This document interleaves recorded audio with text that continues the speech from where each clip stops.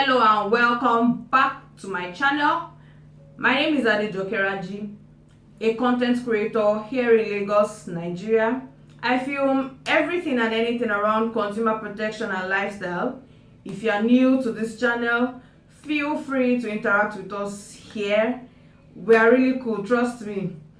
Today, I'll be gisting you guys how my journey into investment started, as I got a few questions in my DM from my last video on how I started, the risk involved, and future investment plan. So let's dive into it. My first contact with investments was while I was growing up as a little child. I grew up in a very large extended family where my parents, particularly my dad, used to invest in real estate and stocks.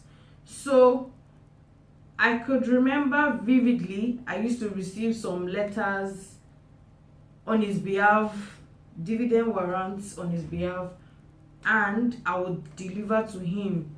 So me being quite inquisitive, I used to ask a lot of questions because I realized some of those, in fact most of those letters used to come in a particular format. You know, when you open it, there's this way it used to come with some calculation, with some figures and so on. So I could remember vividly, I once asked him if we were rich or poor, and guess what he said? He said we are average. So suddenly I realized at some point it became a family thing, right?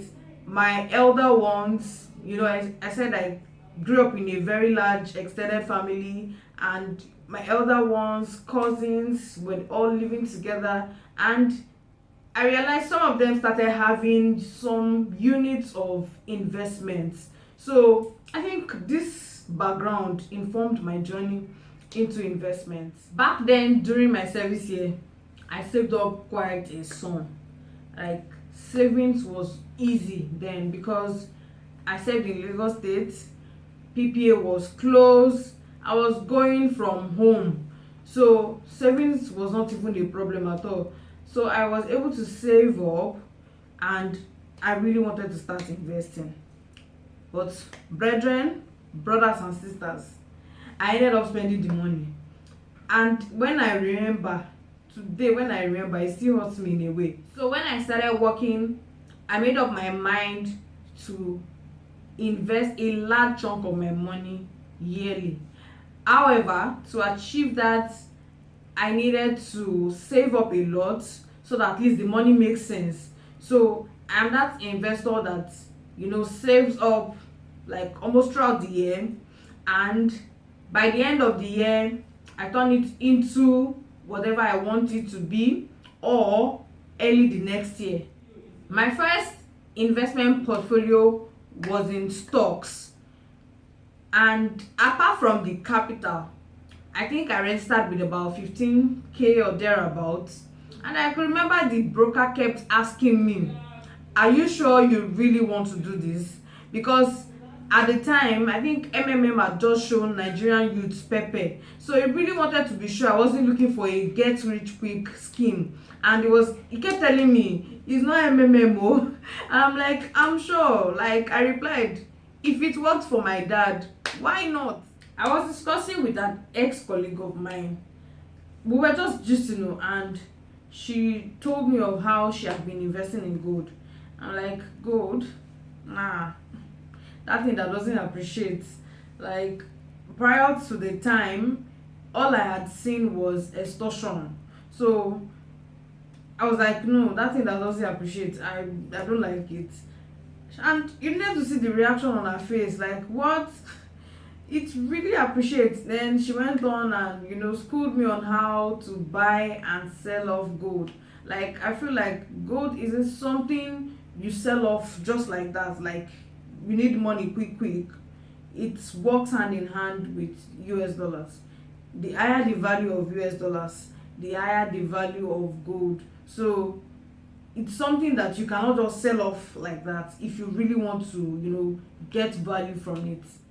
I personally love investments whereby you get at least something at the end of the month, quarterly, yearly, as the case may be.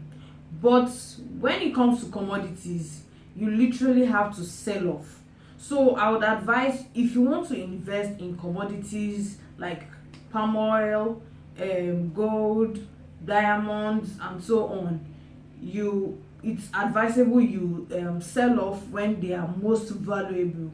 So that is when you get, like, returns on investment.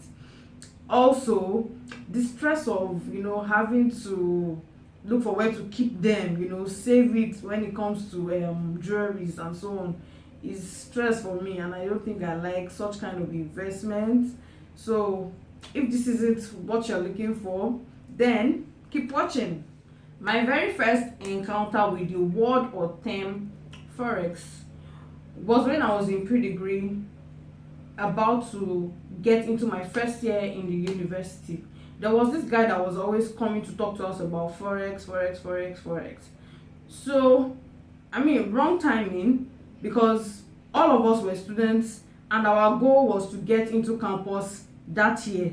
So all he said just fell on deaf ears, and people would always tease him with the term "olopaken," meaning he framed it all up, whenever he cashes out.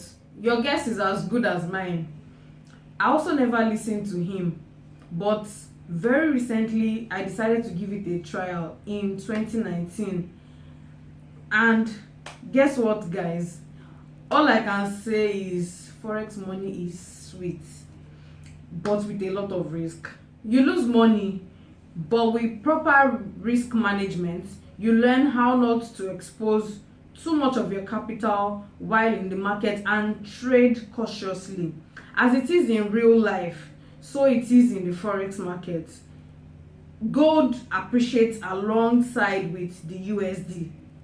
I'm not a forex teacher, but if you want to learn how to trade in the forex market, I can link you up with a good tutor. Finally, I think investing in real estate is my future investment plan, and I'm really looking forward to it. What other investment plans have you considered in the past? What has worked for you? Comment below, let's interact. If you are not subscribed yet, please kindly do so now. Turn on post notification bell so that you can always get notified whenever I drop a new video.